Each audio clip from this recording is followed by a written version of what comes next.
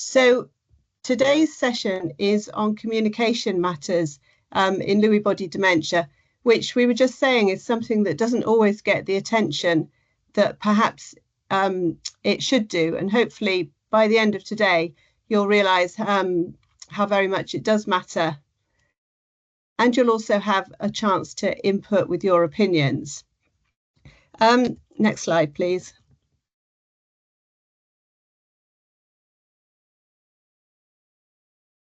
So if you can see these pictures, this is just a little snapshot of who the group of us are who founded this Lewy body dementia community of practice a year ago now, and we've had various webinars which we've been able to welcome lots of people to in the interim, and we hope we'll be able to do so for many years to come.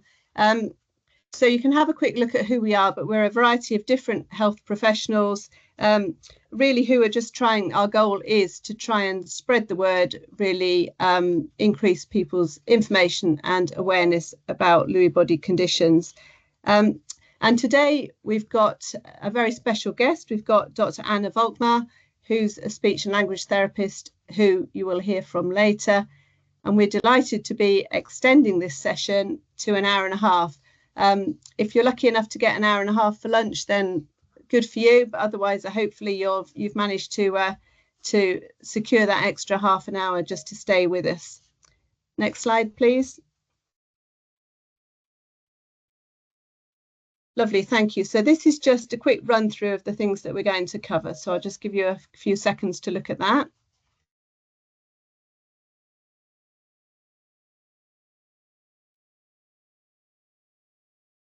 Lovely, thank you.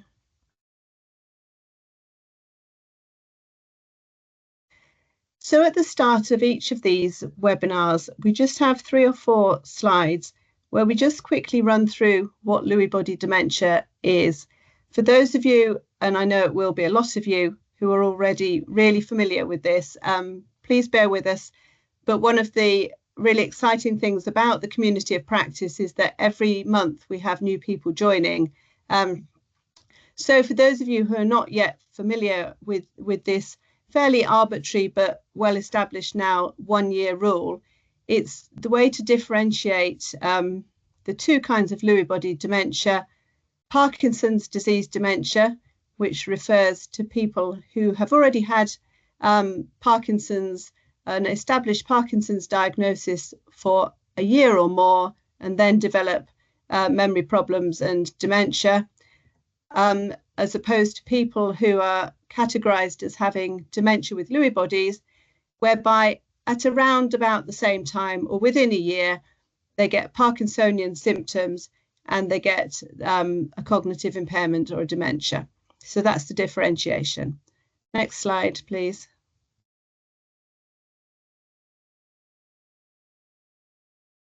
And just to quickly recap on what Lewy bodies actually are. So Lewy bodies are microscopic abnormal foldings of the protein alpha-synuclein, so a protein that we all have in our brains, but for some unknown reason as yet, that misfolds and clumps into what have been categorized as Lewy bodies after Dr. Lewy, who first identified them in a post-mortem. So they can't be seen on scan, that they're seen on post-mortem, but the effects of them are to block the neural pathways and lead to neuronal death. And there's also alongside a loss of acetylcholine and dopamine, and so a lot of the effects that we see in the people we support are due to the loss of those 2 neurotransmitters. Next slide, please.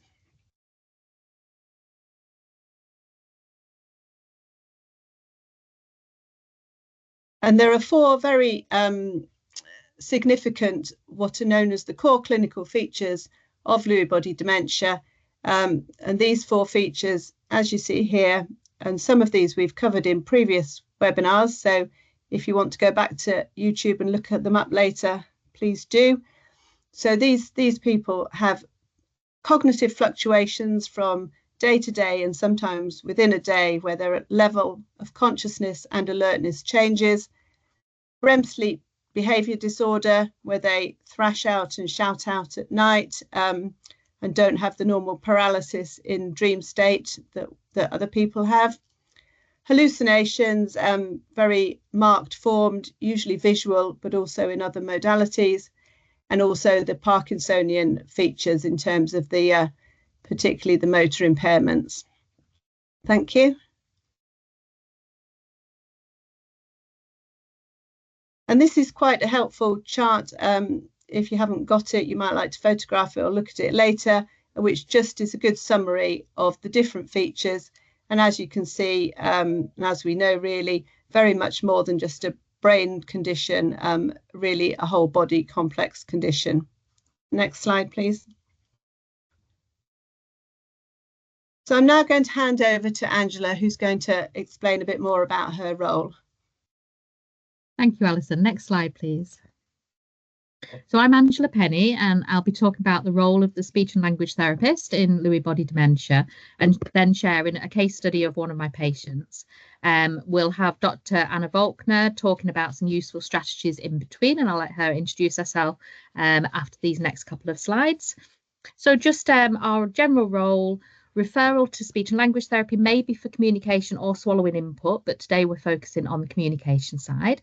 Now, if a person with Lewy body dementia was previously diagnosed with Parkinson's disease, then they may have already accessed SLT for assessment and therapy as part of the Parkinson's pathway. Or if their initial symptoms were related to dementia, it may be the first contact that they've had with the SLT team. For everyone, we'll provide some education about why the communication difficulties arise. We can signpost on to other services that might help that individual and carers. We carry out a comprehensive assessment to identify areas of need, and these could be around dysarthria. So the person may have low volume, they may have a croaky voice, there can be difficulties in making themselves heard. But also in Lewy body dementia and Parkinson's, there's other things that impact communication and conversation beyond speech.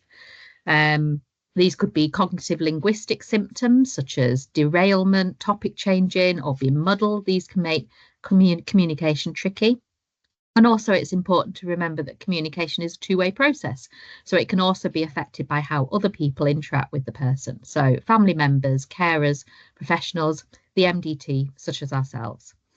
And then there's other symptoms that can impact how well somebody is managing, which could be things like low mood, depression, apathy, anxiety, reduced confidence, hallucinations, hearing and vision, both of the person with Lewy body dementia and their communication partner. And a key thing to remember is that the communication difficulties can fluctuate. Next slide, please. So SLT management. In Lewy body dementia, there's probably less of a rehab approach than in idiopathic Parkinson's SLT management. So there's more focus on compensation and strategies for everyday communication. We can build on previous SLT therapy and strategies. For example, maybe the ability to use a louder voice. It may have been a rehab strategy for somebody with Parkinson's originally, and now we can adapt this to be prompted rather than independent use. There's also an emphasis on how we support the families and carers through personalised advice to help compensate for communication difficulties and strategies that their conversation partner can use. There's a lot that conversation partners can do to simplify their speech and make the conversation a lot easier. And Anna will go into these shortly. But we also need to support the conversation partners themselves and remember not to give added burden during communication. Carers can feel that they've lost the person that they knew if they're not conversing and communicating in a way that they used to do. So communication partner training is one way of helping. This involves videoing the dyad having a conversation, the speech therapist analysing it, and then providing small focus clips for the couple to look at and identify themselves. What's working well? What gets in the way of communication? What goals could they set to improve on? As speech and language therapists, we may also be providing alternative and augmentative communication support, so AAC. This could be developing personalised photo communication books, written word, topic pages. We can support memory and communication about life events, important people, and developing life storybooks. And we can also support around decision making, capacity assessments. We know that people can have capacity to make some decisions, even if they don't have capacity for all decisions. So it's assessing their ability to make a decision for that particular area. And so in that case, we can help them to understand particular information. We can provide information in accessible formats. We can look at their ability to retain information, to support that with visual information, for example. Look at their consistency of decision making. And we can help them with supporting communicating their decision. A useful thing to look at, if you haven't come across it before, is something called Talking Mats. I'll put a link in the chat in a minute for that. So a talking mat is a visual communication framework which supports people with communication difficulties to express their feelings and views. I'm going to hand over here to Dr. Anna Volkner, who's going to talk about some useful strategies for everyone. And then following that, I'll come back and talk about my particular patient. Thank you, Anna. Thank you, Angela. So hello, everybody. Thank you for inviting me to this meeting. I'm a speech and language therapist by background, and still clinically I work at the National Hospital at UCLH in the Specialist Dementia Assessment Clinic. And I'm also a senior research fellow here at UCL. And my research actually focuses on developing interventions for people with dementia. I'm particularly interested in this idea of communication partner training. And the reason that I'm so interested in that is because when I meet clients, they don't come to speech therapy and say, I want to be able to say 10 single words, or I can't articulate accurately. They say things like, well, they're more likely to say things like, I just want to be able to talk to my wife, or I want to be able to have a joke with my grandchildren. So they often talk about relationships. And one of the things we've recently done is an international study looking at what is important to people living with dementia. And this kind of actually mirrors the findings from a recent UK-based study. And they looked across all types of dementia in the UK and people in the community, and people said that the most important thing to them and their lives with dementia was actually communication and relationships. The thing is that communicating with somebody with dementia takes a lot of practice and will never, ever be perfect. And I think that can be really hard for all of us as professionals, as well as family members, to remember that we're never going to have perfect conversations with people with dementia. And we often find that family members of people with dementia, it's not unusual for them to be trying to adapt their interactions in a way that they think might help, but actually might put up more barriers. And I'm sure many of you have seen some of this in your clinical encounters with people. So I'm going to take you through some examples of the things you might have seen and how we would think about addressing these if we were working with a person and the people around them to refine their interactions. So if we move on to the next slide, I'm going to start with just reminding you all actually that communication is complex. So there are many, many levels of understanding. The first level, of course, is we need to know that we can hear it. If we don't hear a word or a phrase or what someone said, that's already difficult. And I think that's where it's important for us even just to think about, we all have often forgotten about hearing aids and glasses. That's the simplest thing. Then when we're actually, once we know we can hear something, we need to know that it's a language we know. So if we go to our kind of linguistic dictionary in our minds and we say, is this in a language I understand? And then once we've decided, and this is of course very speedy work we do completely subconsciously, we make these quick decisions. Is this a word I'm familiar with? And if this word is a word I'm familiar with, what does it mean? And if this is a word alongside lots of other words, what does the whole sentence mean together? How do the words relate to one another? And how does what I've just heard relate to everything else I know about the current, past and future?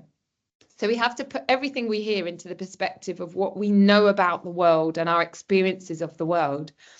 And that's just understanding. And we know that in dementia, this might become difficult at any level of communication, regardless of the type of dementia. Moving on to the next slide, coming to actually selecting a word. So when we want to select a word, we actually have to make these choices about what we want to say. Then, of course, we have to put the words in order. So we may think, oh, I might be thinking about an idea that we want to convey, but then we want to think about choose the words from our mental dictionary and put them in the order that they should appear. And even once we've done that, we then have to think about the sounds that go with those words and send instructions to our mouths to make those sounds. Now, you can imagine, perhaps it's a bit easier to think actually about people with Lewy body dementia and where these things people might fall down. So already, if people are having motor symptoms, it's really common for people to find it difficult to produce speech. So their voices become weak and breathy. Maybe their articulators don't have their full range of movement, so their speech might be inarticulate. But even before that, we know that people with Lewy body dementia will have difficulties pulling the words from their mental dictionaries. So actually selecting their words in their mental lexicon, we call it, can be really difficult for people. Similarly, we know when we're thinking about understanding, actually, that people will find it really can take some time for them to access the word meanings as well. So that processing of information might take them a little bit more time. So already we're trying to think about all the things that can be difficult for people with dementia. Let's move on to the next slide. I'm going to go through, I've chosen 5 main areas to think about that are a little bit practicable to get you to think about how we can adjust to people's communication environments and make communication easier for them. So let's think about, we're going to talk about putting yourself in the person's shoes and how you do that. Thinking about those very simple environmental things that exacerbate processing difficulties, make them more difficult. We're going to think about background environments. We're going to think about the way we produce instructions and how many we produce. And we're going to think about clarifications and the types of questions we use. And I think when we come to that last one, you might really recognize that in many of the clients you see. Let's move on to the first of these examples. So, and I'm certain that we all do this. We all try and put ourselves into the shoes of the people we're working with. That's probably why we're all in these jobs. But I think it's really worth thinking about both perspectives. People with dementia tell us, all types of dementia, they do still want to interact. They want to make connections, as I mentioned. They want to maintain relations, but it's really difficult for them and it's frustrating. And sometimes if it goes wrong, people tell us they just can't be bothered. The problem is when I often speak to care partners who also really want to talk to people, they might interpret some of that frustration in their partners as things like people have said to me, oh, he's become lazy. He's become selfish. They don't care anymore. So actually supporting people to understand the reason for the person's communication difficulty can be really helpful, because partners, even though they're trying to make a connection, it can be really hard for them to be motivated to, because all they're seeing is somebody who's unable to, perhaps seems selfish, seems lazy, and I've regularly had family members say, I thought they'd fallen out of love with me. And often that's rooted in a person's communication difficulties. And then family members say, well, if the other person's not trying, why should I bother? It's just too difficult. So I think it's really helpful in this scenario to help family members understand how dementia can impact upon a person's ability to participate in a conversation. People often forget about this. They typically assume that dementia is just about memory. I'm sure I'm not telling you, this isn't new information, but they find it really difficult to then understand that this can all impact in interaction. Let's move on to the next slide.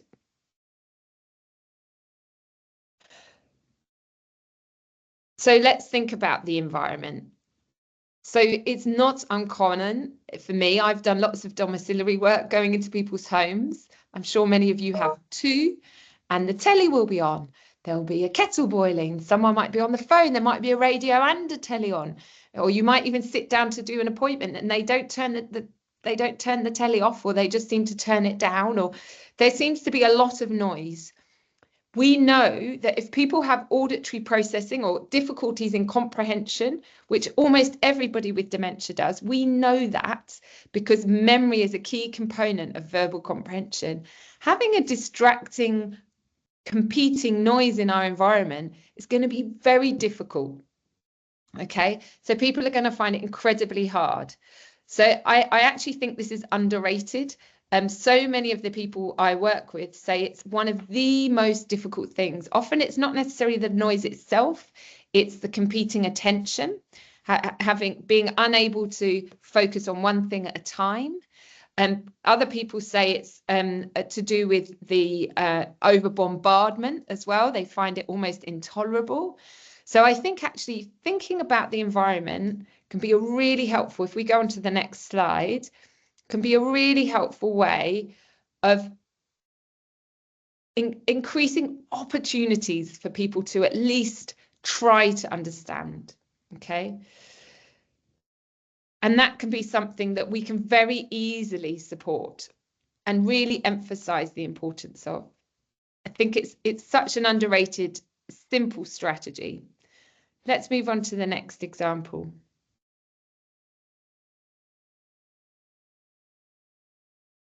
Providing instructions. I'm sure many of you, I do this with my own family members. I tell my children, do X, Y, and Z right now, and then do F, G, and N. I think we all do this. But I think it's really, worth remembering that if someone has got any cognitive difficulties at all, chances are they're going to get lost. We know that, okay? And I wanted to emphasize here these things I'm saying may seem incredibly obvious, but as I mentioned at the beginning, these things take practice and we need to prioritize. I was talking to a couple of colleagues a couple of months ago, and we were talking about the fact that we can often become desensitized to, we were actually talking about noise in the environment, that as a clinician, because we're always in noisy environments quite often, you can become really desensitized to it. So we become used to functioning in noisy environments, but we forget that other people have difficulties with it. And we need to practice offering quiet environments. In the same way, I think we need to practice reducing the amount of instructions we give. I work in this diagnostic neurology clinic, and so often the clients and the family members say to the doctors, could you speak more slowly, please? And the doctors say, yeah, of course I am. I'm doing that. And they're not. Speaking, providing instructions one at a time, if we go on to the next slide, is actually really difficult. It takes lots and lots of practice, but it can really facilitate access to language and meanings and interaction. Just having a lot more space and time, taking things much more slowly, giving instructions one at a time.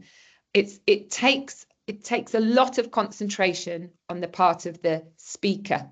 It's genuinely very hard to do.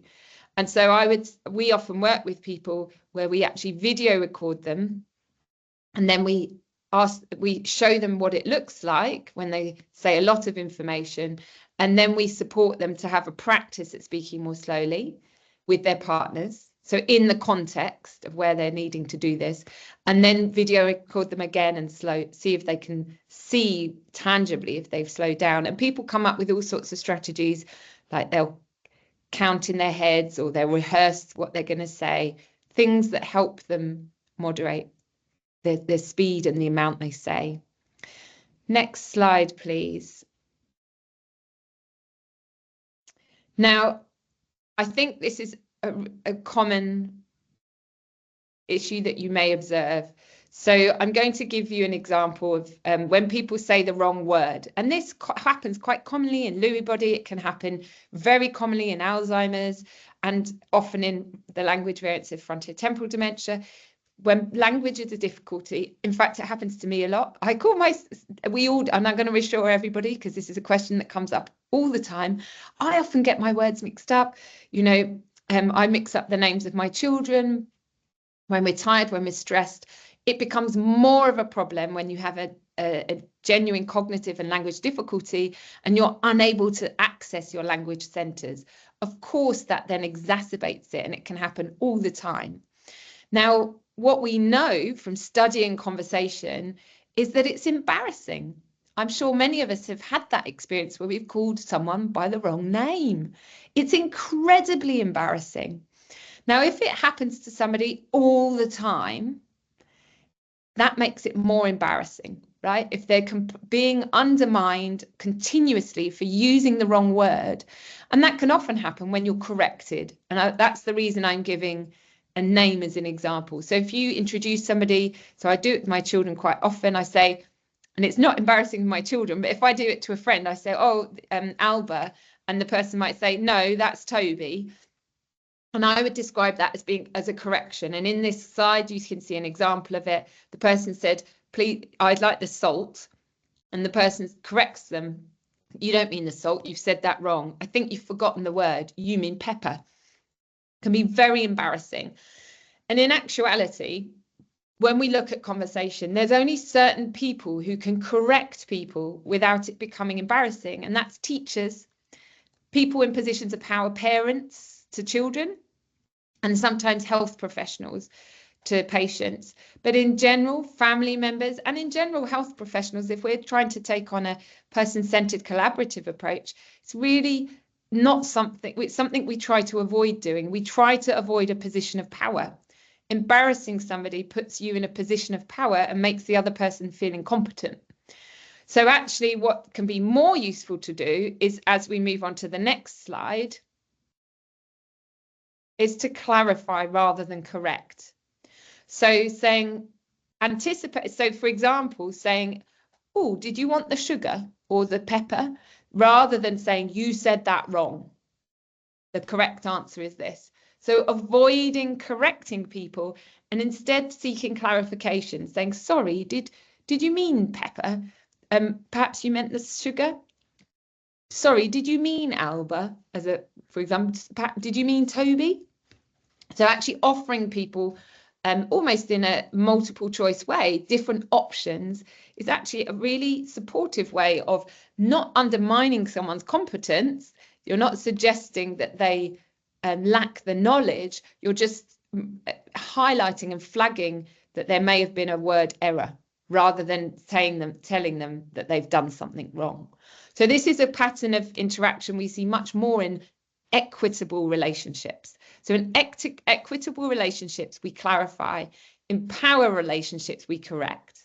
So you can see how that might affect a relationship in a conversation. So I'm going to move on to the last strategy here. I want you to have a think a little bit about. And this is around asking questions. And again, I'm sure this is something you'll recognize.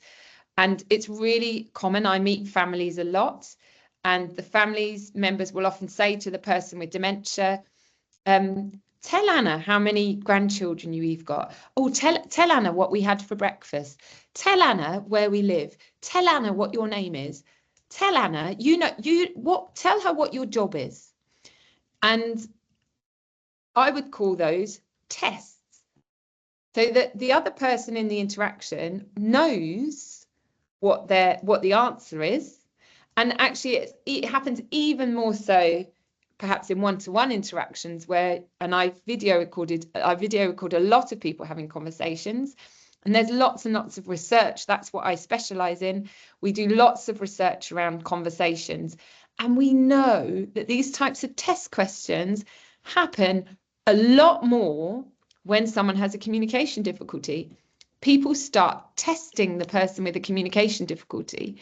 And often the person being tested is like, I know the answer. I know how many grandchildren I've got. I know their names. I just can't find the word right now. And that can often people say that really puts them off from wanting to contribute. Coming back to that example I gave you just now, it's perhaps more commonly used by people in positions of power, teachers saying, so what is 2 + 2? Can you tell me the answer? Or, you know, what is the word for this scientific thing in biology? It's a test. Certainly not something, and I'd challenge you all, if you went home to your partner, your best friend, and you tested them like this, and you said to them like, oh, tell me, what's the colour of your shirt? What would happen in that conversation? Or if your partner did that to you, how would you feel? I asked this to a group of staff recently, and one of the staff members said, if my husband did that to me, I'd slap them. So you can imagine how frustrating that can be for people with communication difficulties. That's a very extreme example, but I just really wanted to hone in on how that would make a person feel. However, let's move on to the next question. Next slide, sorry. One of the things we know is that in contrast, when you ask a test question, there's only a right and a wrong answer. So for example, if I ask one of you, what's the colour of my shirt? There's a right answer and there's a wrong answer. But if I said to you, do you like my shirt? Well, there's no wrong answers. You can have your own opinion. So opinion-based questions are a much more useful tool we find in interactions. And actually, when people see, so I made a video recording, I regularly make video recordings, and I showed this, I was recording this couple, and in this conversation, the husband said they had a 5-minute conversation, which basically went something like, so who's coming to visit us on Tuesday? What time are they coming? No, don't look at your diary. Remember the time. Yes, it starts with 10. 10, what's the second number? Okay. What is their first name? What is their last name? What's their job? How else would you describe their job? Okay, when did you see them last? Ooh. And sorry, I said ooh because I lost you for a second. I'm back. And when I showed them the video recording back, the husband, who'd been doing all the questioning, said, oh my gosh, I look like I'm cross-examining a witness. And he said, I need to stop. How do I stop asking those kind of questions? And for him, it was much easier. So we know from behavior change that to do something else was much easier. Going back to this idea that conversation takes practice. So he decided he was going to use opinion-based questions instead of test questions. So, and we've got another example here on the board, and I've popped in here you've got an image in the corner, because what can be really useful to support questions and conversation is photos. Okay, this is a bit mini in this slide, but I know, and yes, some people with Lewy body might have visual perceptual difficulties, but equally, if you can support people to access appropriate types of pictures that they can see, that can really facilitate interactions. And it doesn't have to be pictures. It can be objects that facilitate interactions, so that you're talking about something in the here and now, and you're talking about it in terms of your opinions. I'm going to move on to the next slide, because I just want to really emphasize that everybody's different. It's okay. And I guess I've given you 5 main areas to think about, and I've chosen those areas. In fact, I should edit that statement. I didn't choose those areas. Those were chosen by people with dementia and their family members as being some of the most important strategies in their opinions.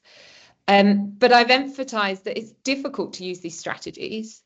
And I'd advocate that whenever you use strategies, you need to give people more time. You need to ask them what they would prefer.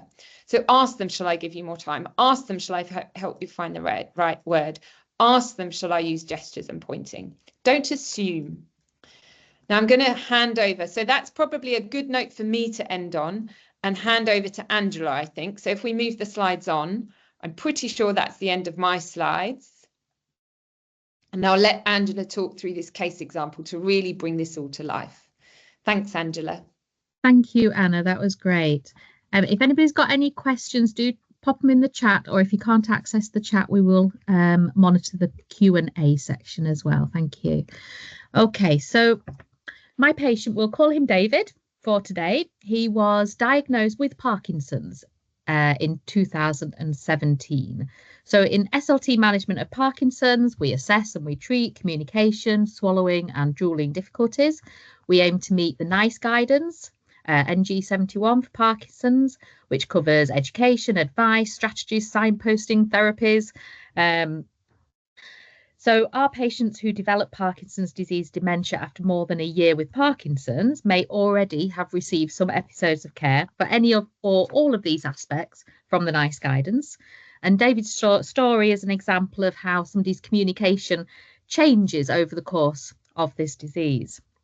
So since his Parkinson's diagnosis, David received regular 6-month reviews. This was before the pandemic, I guess, with neurology, and experienced little change for a few years. NICE guidance does suggest early referral to SLT for people with Parkinson's for that early advice and interventions. Here, the referral happened in 2022, sort of more at a mid-stage where medication was starting to be prescribed and David's voice was audibly changing. At his initial speech and language therapy assessment, he presented with a mask-like face with low volume and what his wife Margaret described as mumbling speech. So we found that volume was the limiting factor on his intelligibility, and assessment showed that he was stimulable. So what we do is we take baseline measures of a person's speech volume using a sound level meter. We assess their usual volume production on a number of measures, and then we compare that with extra effort, extra prompting for volume. And somebody who can increase their volume well without adversely affecting their voice quality is said to be stimulable. So there's a therapy pathway for them. So David was keen to improve. He did undertake a block of therapy involving weekly speech therapy and daily self-practice. So this comes under the umbrella of attention to effort therapies. The key phrase you might hear is think loud, daily home practice of functional tasks, talking on the phone, talking in a shop. And for David, it was successful. By the end of the therapy block, he was able to achieve louder volume, and in particular situations that he'd highlighted as being difficult, he'd improve. So, for example, speaking on the phone with his sister once a week. So next steps for David, we recognise that people with Parkinson's often need a reminder, a revision. So we build in review sessions, and he had individual review sessions in the middle of 2023, and he was going to attend a group revision in 2024 when this became available. However, over the second half of 2023, he started to experience further cognitive changes, and he was diagnosed with Parkinson's disease dementia in early 2024. So following this diagnosis, there was a change in the pathway of intervention. I offered an individual follow-up consultation with David and Margaret together, and assessment then, more informal this time, showed changes in speech production. There was no independent monitoring of volume or use of loud voice, although he was able to use those previously learnt skills to increase his volume with prompting. So that can be a strategy, although it's a balance because family members may not want always to be prompting. They can feel a bit of a nag sometimes, they say. So we talked through the circumstances when David was happy to be reminded, and he was pleased that he could still use some of the skills that he'd worked on previously. Assessment also showed increased language difficulties in the form of word finding difficulties, including for family names. So that was quite distressing for him. There was reduced sentence length and disordered grammar at times, difficulties with topic maintenance that impacted on having conversations. He wasn't always following the sentence information that was given to him either. And there was also this impact of fatigue on intelligibility and language, and variability of symptoms, which we know is a feature of Lewy body dementia. They also described some of the other symptoms of Lewy body dementia that Margaret found difficult. For example, when David didn't always recognise her, thinking she was somebody else. He didn't always know what day it was. So I was able to provide some advice and signposting here for more information to Parkinson's UK website. They have a useful information leaflet on thinking changes, and to the Lewy Body Society website for further information on hallucinations and misidentifications. Another aspect that we worked on, not a communication symptom, I know, but David was experiencing copious saliva escape. He had a drooling severity and frequency scale score of 8, which is quite high, and it was affecting his social life. They were both feeling embarrassed by it in company, and there was some avoidance of social situations, and so reduced communication opportunities. So this was an opportunity to liaise with his GP about medication, not wanting to exacerbate his cognitive symptoms, but they did find that a small amount of medication, they tried glycopyrronium, did help him. And that made it more likely that he would go to places outside the home and therefore have those opportunities to communicate with other people. As a strategy for word finding difficulties, we explored AAC with visual photos of family faces and names. They've got a kind of a core page that they've put family photos on. And also we're in the middle of developing a where to go photo pack. So they're going to take photos of their usual places and build up a resource to help David to express his wishes and make his kind of everyday decisions easier on where he wants to go. For orientation, they were going to use the day and date on his phone, but he did start finding using the phone difficult. So sometimes going back to basics, going back to traditional paper calendars can be better. So that's what he's doing.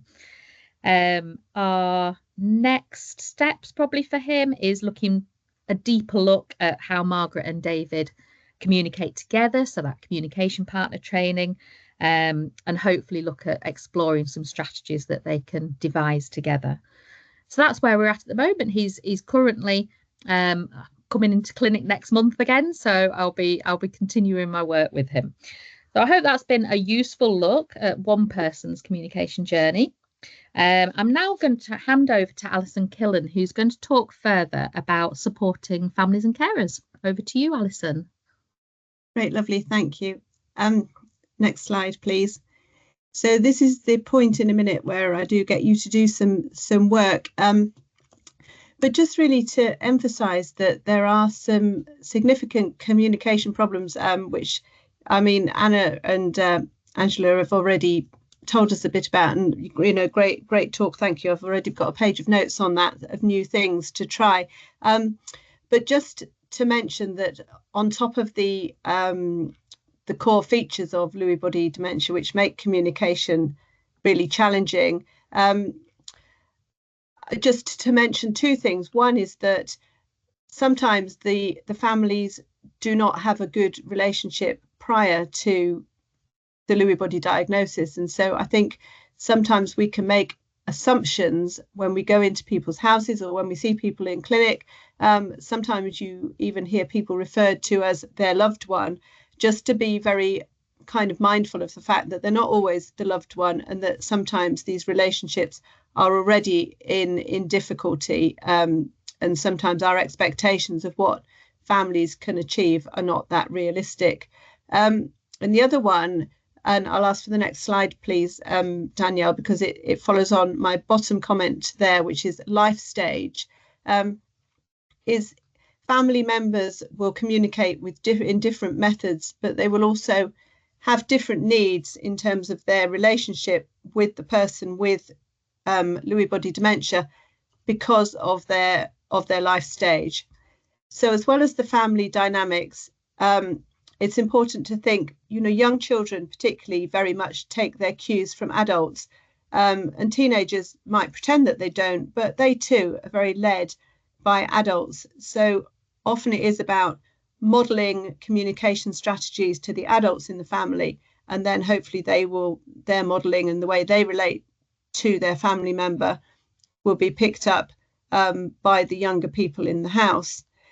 But also trying to guide parents, or in some families where there's multi-generational living, or where people see a lot of the person with dementia, the children can be very involved in their care, and they can spend a lot of time with them without anybody necessarily addressing their kind of age and stage related concerns. So, for example, teenagers might need reassurance about, will they catch the dementia? Will it be embarrassing if their friends come round? What if granddad or grandma says something, my friends don't get it? What if they try and use humor and they say something, that I find embarrassing or shaming in some way? None of my other friends have anyone with dementia around. Just think of the concerns that those teenagers might need reassurance with. And for younger people, younger children, it's often about attention. If this other family member is getting all the attention, who's going to be there for me? Will I get less attention? Because children can be very egocentric, as we know, and that's part of their developmental stages. And the other thing, of course, is there can be huge benefits to having children and teenagers around the person with dementia. They don't have necessarily the same anxieties about, especially younger children, about things like end of life, certainly about finances and benefits and things. They don't have to worry about them. Sometimes teenagers can be brilliant at putting playlists together, for example, finding resources on YouTube, and all those sort of digital things. So it's just a case of, in your communication with the adults in the family, helping them to see the needs of the children as well in that family dynamic. Next slide, please. So I'd just like you to just read through this case study, if you will. I'll just give you a few seconds.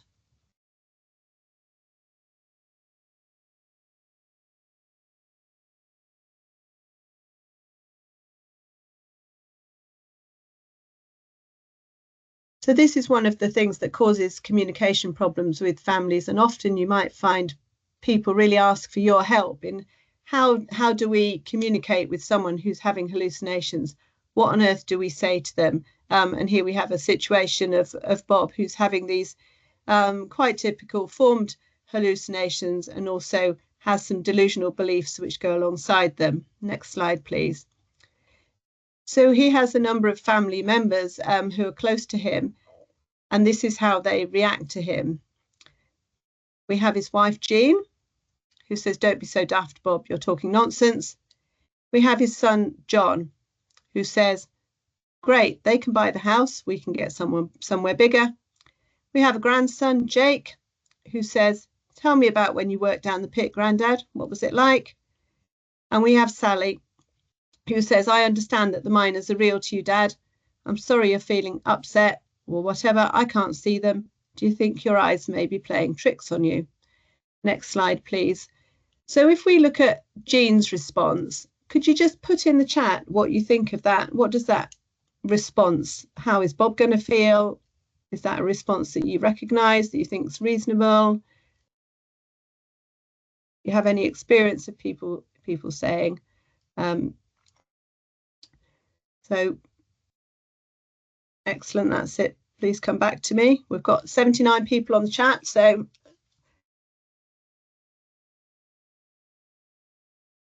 good. Yeah, so excellent. Right, okay, next slide, please.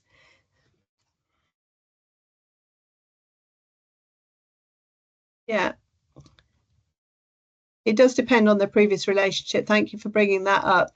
But as you say, it's other people have said it is quite dismissive, and it does, and quite often, doesn't it? Quite often, and even in clinic, we'll hear somebody say something, about something they've seen, and they've been said, "Well, it wasn't real. You're just being daft." So yes, Bob probably feels quite reluctant to share in future. He's explained what's going on, and this is what his wife says. This is probably how he feels. Always bearing in mind, of course, that Jean is the one who is probably closest to Bob, so she has all those feelings of grief and loss around her previous relationship with her husband, assuming it was a good relationship. So she has that to cope with, and may well have other frustrations herself in terms of perhaps not sleeping, and certainly perhaps carer stress. So although this is quite a kind of dysfunctional response, you can also perhaps understand why that might happen. So thank you very much. Next slide, please. So let's look at what his son says. So his son John says, right, he kind of goes along with it, with this this belief and these hallucinations. What do you think about that? Just pop me some answers in the chat to get us going, if you would. Any thoughts?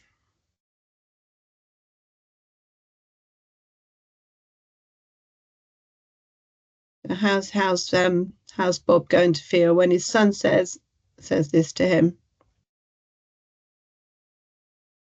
Yeah.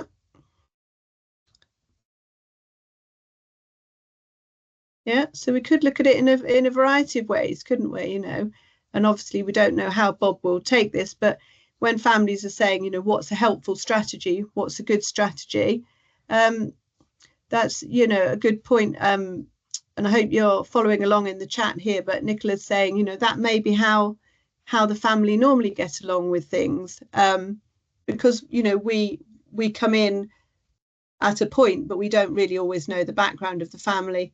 And a lot of families have banter and things, but yeah, Bob may not get the humour. He may be even more anxious because, oh my goodness, there's another problem to find now, finding somewhere bigger to live, and everything that goes along with that. So next slide, please, Danielle. We'll just have a look at some similar thoughts to those that have come up. You know, John has reinforced those anxieties, hasn't he? He's gone along with it. But maybe Bob now has some more, you know, psychotic beliefs about his family colluding against him. But on the other hand, you know, lightheartedness, humour, perhaps, as somebody said, that's how the family get along. The danger, of course, is that with Lewy body conditions, when people are fluctuating, he may feel like that now, with those beliefs and things while those hallucinations are going on. But there may well come some points where he has more insight. And at that point, he's going to wonder why on earth was John saying these things, because, of course, the hallucinations were just his eyes playing tricks on him.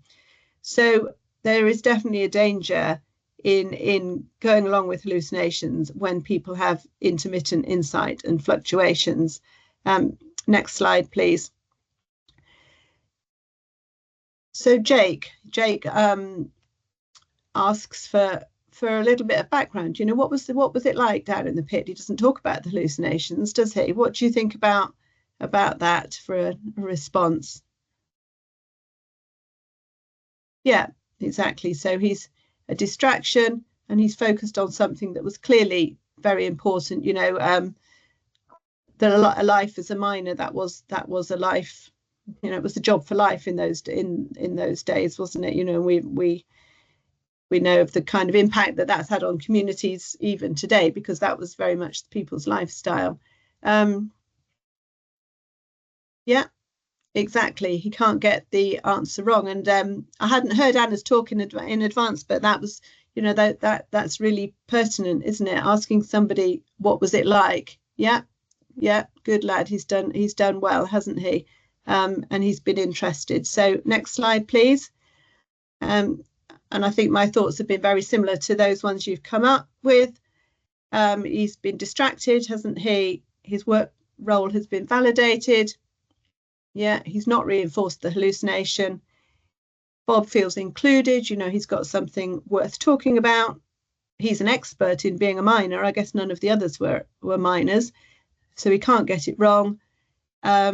Social interaction is usually a positive thing, you know, and can lift the mood. So that's a good response, isn't it? And let's just finish off with the daughter. Next slide, please.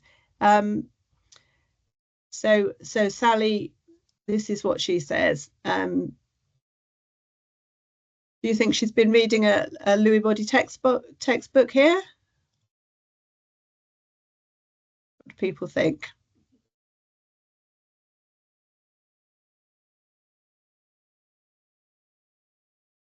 Any thoughts on her response?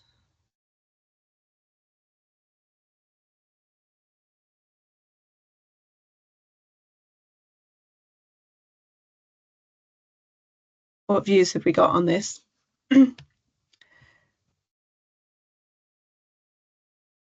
Okay, let's move on. Let's move on to the next slide and see what my thoughts were, because I've got a bit of a delay on my chat, I think. But yeah, so validating, yes, definitely.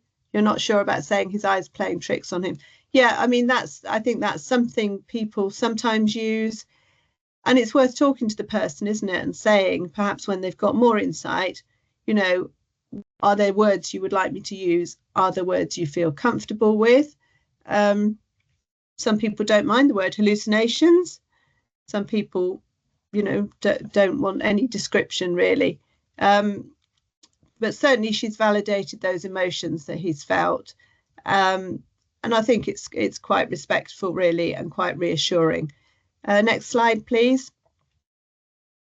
So I think it is also important to think about what Bob might be trying to communicate back. So Bob hasn't said any of those things, has he? He hasn't said, I'm feeling frightened, bored, unvalued and lonely, you know, family, please take notice.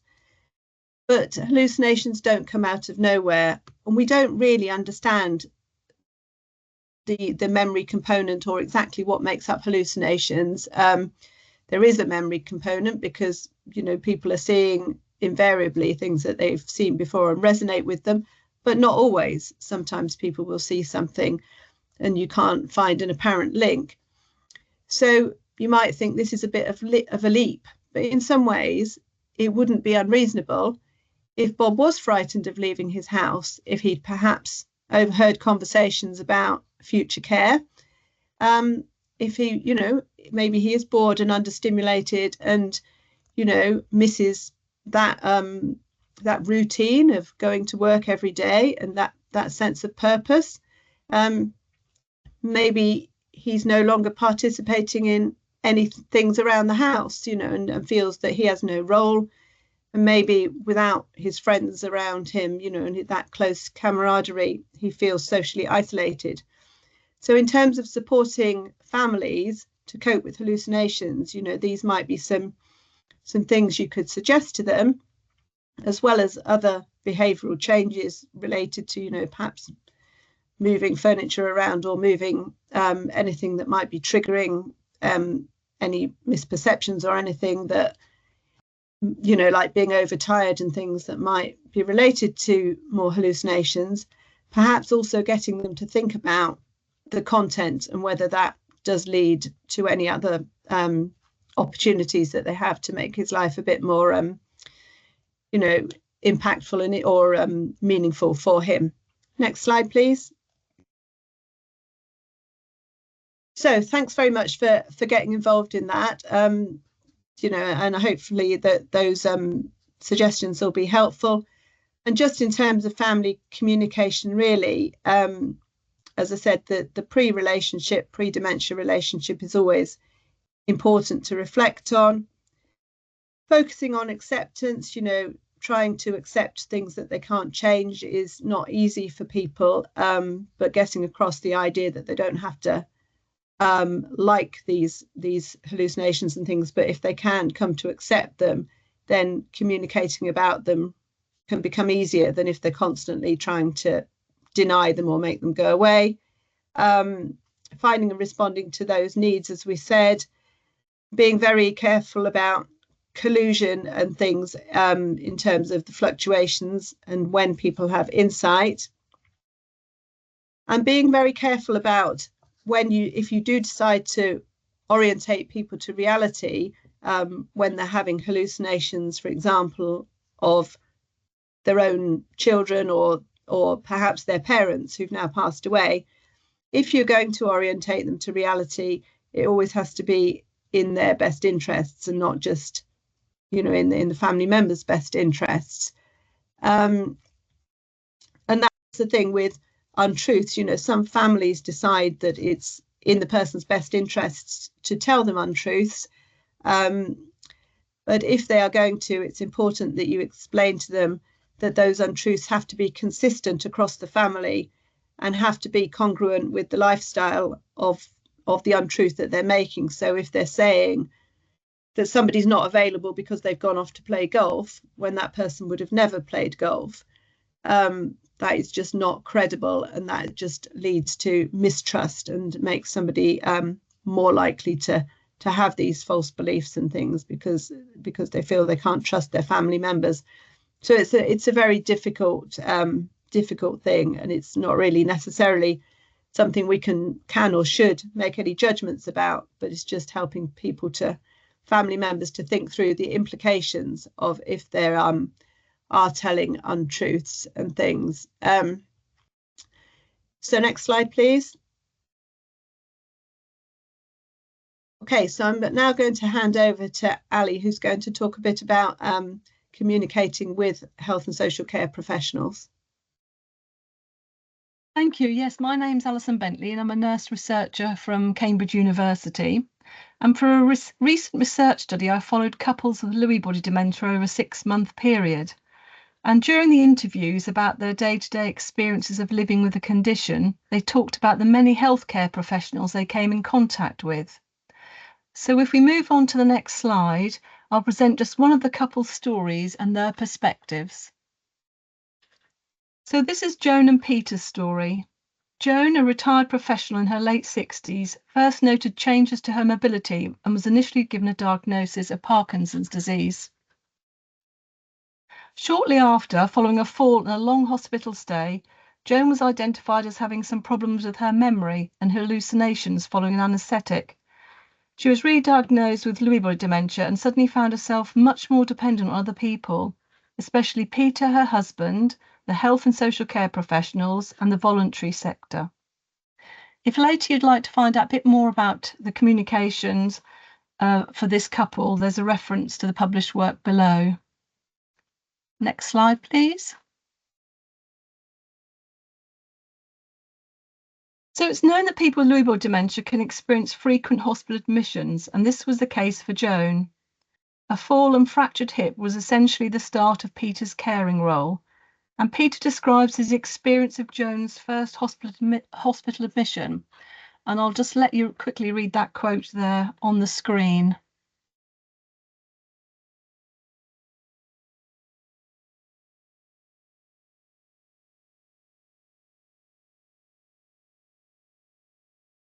If you don't shout, no one listens.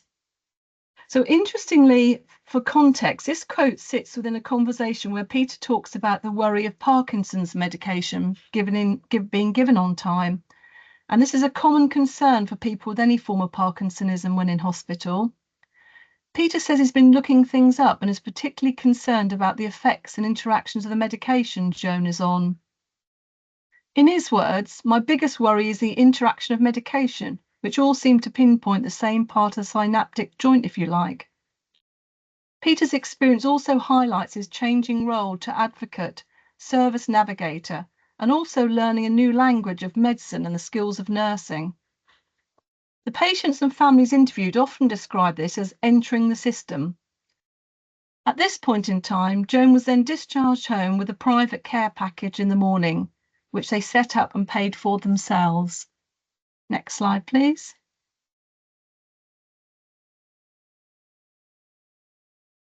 So during the time I was interviewing, Joan had another fall and recurrent pneumonias and delirium, which resulted in another hospital admission, where, in Peter's words, things went from bad to worse. The focus now moves to palliative care. Peter felt the initial discussions around resuscitation quite surprisingly frank at the hospital and hard to hear, but ultimately useful. Peter reflects on the conversations he had with a consultant, and I'll let you just read the quote on the screen.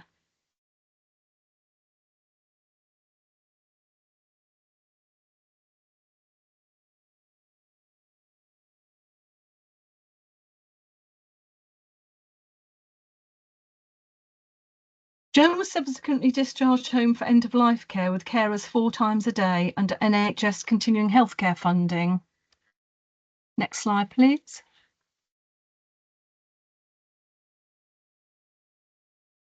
The return home and rapid decline resulted in a lot of medical equipment in the house. Joan's hospital bed was set up in the middle of a small front room, which everyone passed through to the back kitchen, She was surrounded by hoists, commodes, continence equipment, where the noise of the airbed and flashing lights seemed to set off more hallucinations. This also resulted in frequent visits from a wide range of community services in a short space of time. So if you can imagine all these different people now entering your home and your personal space.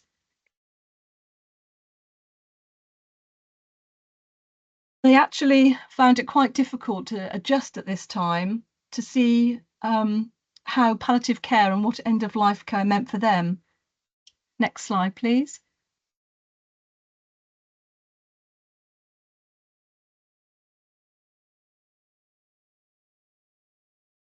So Joan actually stabilised when she came home to die, which is often the case with dementia and palliative care.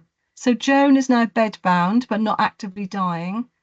This period of uncertainty can be particularly difficult to communicate. Peter and Joan talk of the frustration with the situation they find themselves in. And I'll let you read the first quote here on the screen.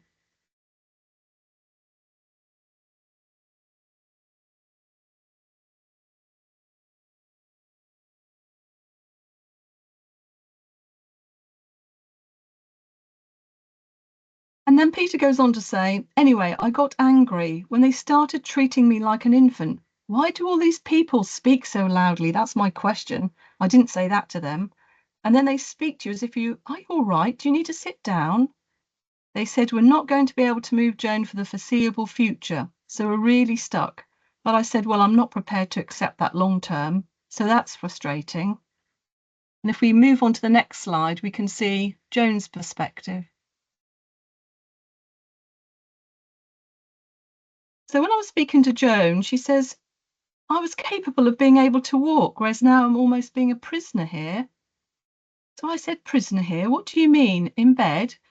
So Joan says, yes, I have all my meals. It's frustrating. Unfortunately, they concluded that I wasn't ready to be released. The next slide, please. So interesting, this quote's in context from the interview sits where Peter goes on to talk about he misses the life as a couple. Peter says the thing I miss most is it's difficult to do things together as we would have done before. To go out would be lovely.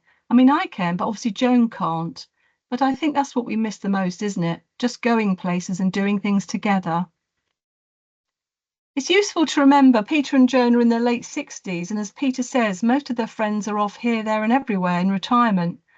But Peter's able to reflect and adjust over the interviews. And by the final interview, Peter's adapted his approach to communicating with the community team. He said to me, I think I told you we had a little bit of a run in the first time. I got a bit upset and I shouldn't have done. But this time I kept very calm and I sort of anticipated the outcome anyway, because I thought they're not going to give us the go-ahead. Next slide, please.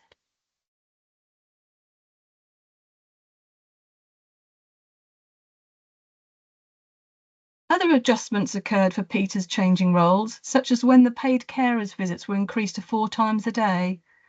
Initially, Peter said he felt quite redundant from his caring role. He found it very difficult not really doing anything with any particular purpose except to keep the day going. But I know I've got to look after the medication and learn the best way to help Joan eat. Eventually, he started to take up his previous hobbies, and Peter said the carers had become more friends now than carers. What Peter found particularly helpful was the continuity of the care agency. So Peter says, when Joan came under the continuing healthcare after the second visit to the hospital, they, the commissioners, whoever they were, they said, oh, well, if they can manage, we'll keep them on. And that's been the case, so that's good. You do get to know them very well. They're more friends than carers now, aren't they? Next slide, please. For this couple, a conversation with the GP following discharge was also really helpful. And I'll let you read the first quote for which Joan was present in the conversation.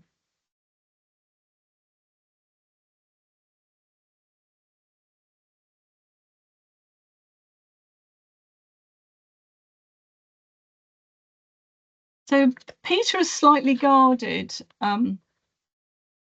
here as Joan is present, but when Peter talks to me on his own, he goes on to say, The doctor, I think she did very well. She was trying to, I think, to gauge what I felt and also as best she could what Joan felt. She was broaching with Joan as well, and she was saying how pneumonia, I mean, politely was saying, if you are to die, it's a softer way to die than other ways, which wasn't so easy to hear, but I could take what she meant. You know, she was saying to Joan, are you afraid of dying, sort of thing? And Joan sort of said, no, but I don't think she wants to. And what's interesting about this conversation is that Joan, with an end-stage dementia, is able to be involved with some of these important conversations when approached at the right time, in the right way. Next slide, please.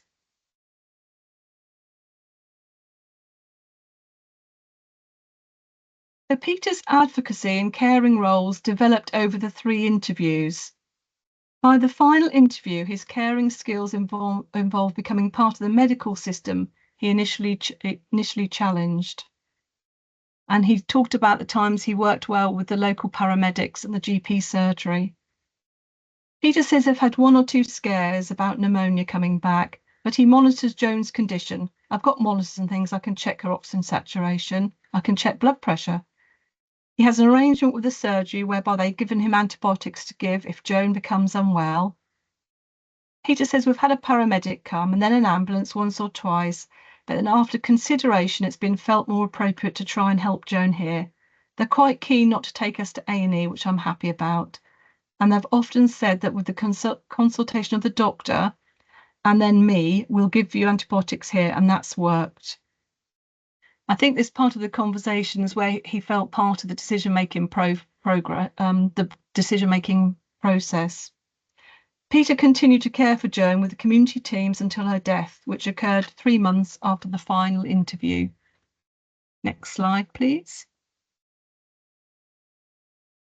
Thank you very much for listening, and I'll now pass you back to Angela. Thank you, Alison. That was great.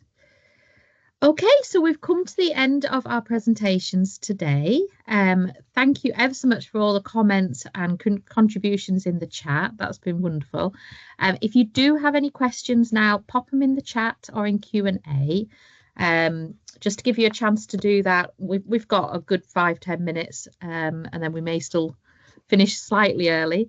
I'll just go on to the next slide just to show you the communication resources slide here. So all of these slides will be available on the website in due course, but if you would like to take a picture of the communication resources now, that'd be great, just so that you've got them. There's some downloadable resources there. Next slide, please, or go back if there's not one. Which way are we going? There's also, thank you. There's also in the chat, there's links to the Talking Mats website, to the Lewy Body Society leaflets, and to Parkinson's UK. Anna has kindly left her email in the chat as well. So if anybody has any specific questions for her, please do contact her. She's happy to talk. There's also the survey. So there's a read code here on the slide, and there's a link in the chat right now. So that's something we do at the end of every session. We ask just a couple of questions in a survey just to get some feedback, and it helps us to improve these webinars for everybody. So that would be really great if you could complete that for us today. We'll just have a quick look, see if there's any questions come in. Check the Q&A. Okay. I mean, the only other thing is if anybody's got any other experiences that they'd like to share on this topic, or any experiences with speech and language therapists or challenges in accessing services. So if anybody wants to share anything there, feel free. What else? Our next webinar will be coming in early spring 2025. The details will be around on the website and on the Community of Practice page. You can register for the Community of Practice if you haven't already. If you've come to this webinar through a different means, please do scan and have a look. And we'll look forward to seeing you. Rachel saying the survey on the code does not work. Oh dear. Okay. Does the survey link in the chat work? Hopefully. Perhaps try it through there. I do believe that the survey link will be sent through to everybody afterwards as well. Is that right, Rachel? Yeah, that's fine. We will do. Angela will send it via email. So apologies for the omission with the code, but if you use a link in the chat, that will work. Okay. All right. And then a reminder will come through to everybody afterwards. Okay. Lovely. And some of the QR sides are working for people as well. All right. Okay. Yeah, it doesn't save, sadly. So if people can use the link in the chat, that would be better, because the one on the code is a preview, not the completed one. So thank you for that. We'll get there in the end. Okay, right. Well, thank you very much to Alison and Alison for their presentations. Do either of you have anything else to add just at the end here? No, I don't think there weren't really any questions. I think there was just a little bit that I think Rachel responded to about whether or not we use the expression about eyes playing tricks with you. And I think that's an interesting conversation, which you might have with families directly. Certainly, it's something that I use quite often, but we're always interested in other phrases that people come up with. So if there is anything, feel free to add that to the chat. And just to say, because we really do value everybody's opinions in this, and there's a lot of expertise obviously out there amongst the 80 people or so who joined today. So we're always interested in hearing from you either on this, or if there are things you'd like to contribute in future or present in future. I think do get in touch with us, I think that we would say. Absolutely. And I'd just like to say, if there is research projects going on in your area, do encourage the patients and carers you meet to take part, because they do often enjoy giving something back, and they also learn quite a lot about the condition as well. So yes, do have a look out and see if there's any research in your area that participants can take part in. Lovely. Right. Well, we'll draw this meeting to a close then. Thank you very much, everybody. Take care and see you next time.